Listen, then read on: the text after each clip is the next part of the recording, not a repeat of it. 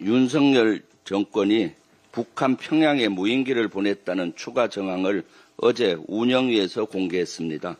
제보 내용의 핵심은 드론 작전 사령부가 지난해 10월 10일 무인기 야간 비행을 실시했다는 겁니다. 평양 상공에서 한국 무인기가 발견됐다고 북한이 주장한 바로 그날입니다. 무인기의 속도와 거리 등을 고려했을 때 10월 10일 야간에 드론 사령부가 띄운 무인기는 평양 상공을 비행한 것으로 보입니다. 그리고 나서 평양 상공 무인기 발견에 대한 북한 방송이 있는 후에 합참은 다음 날 아침 일찍 긴급 화상회의를 합니다. 이때 합참 의장 주관으로 드론 사령관을 참가시킨 가운데 작전 사령관들이 이 회의를 참가합니다. 그리고 또한 드론 사령부가 날린 무인기 가운데 하나가 경기도 연천 임진강변에 추락했고 10월 12일 날 새벽에 주민신고로 발견됐습니다. 경찰이 관련 사실을 갖고 있는데 현재 제공하지 않아서 직접 확인은 어렵지만은 북한이 공개한 한국 무인기와 비슷한 모형이라고 증언을 했습니다. 그리고 비상계엄이 12월 3일 날 있은 그 주 휴일 날 드론 사령부에서 컨테이너 한 대가 불이 납니다. 그 컨테이너에는 무인기 발사대와 장비가 있었습니다. 모 언론에 의하면은 전단통도 있었다고 합니다. 평양 무인기 보낸 것에 대한 증거인멸이 아닌지 의심이 가는 대목이어서 제가 국방위에서 조사를 하도록 요구한 바가 있습니다. 이러한 사항은 명명백백히 밝혀져야 됩니다. 이것이 외환죄가 아닌지 의심이 가는 대목입니다. 여기에 대해서 명명백백히 수사를 해줄 것을 요청합니다.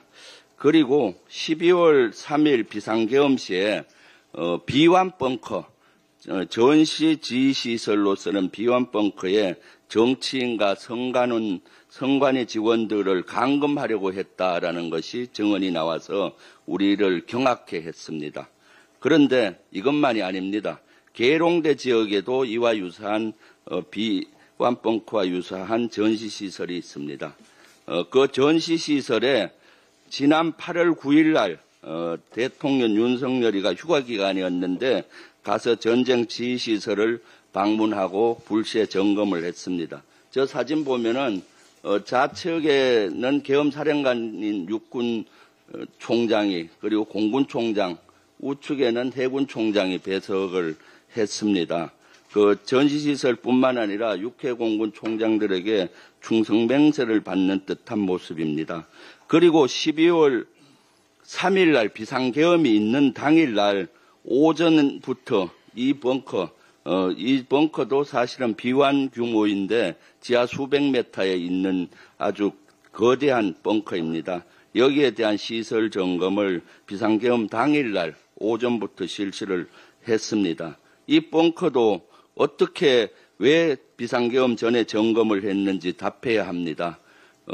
충청권 이남에 있는 예를 들면 포고령 위반자들, 복귀하지 않은 전공이라든가 정치인들, 언론인들을 감금하기 위해서 한 것인지 아니면 전시 지휘시설로 북한의 도발을 유도해서 할 것인지를 답해야 되겠습니다. 최혜병 사건 수사에 관련해서 항명 혐의를 받은 박정훈 대령이 1심에서 무죄 선고를 받았습니다. 정의와 진실의 승리입니다. 박 대령이 옳았음을 증명하는 판결입니다. 윤석열의 불법 계엄을 반대하지 않은 내란 내 핵심 관계자들에게 경종을 울린 판결이기도 합니다. 박 대령은 최초에는 집단 항명죄로 입건이 됐다가 나중에 항명죄로 낮추어지고 결국 부당한 기소가 되었습니다. 그리고 1년 6개월 동안 고통을 엄청나게 받았습니다.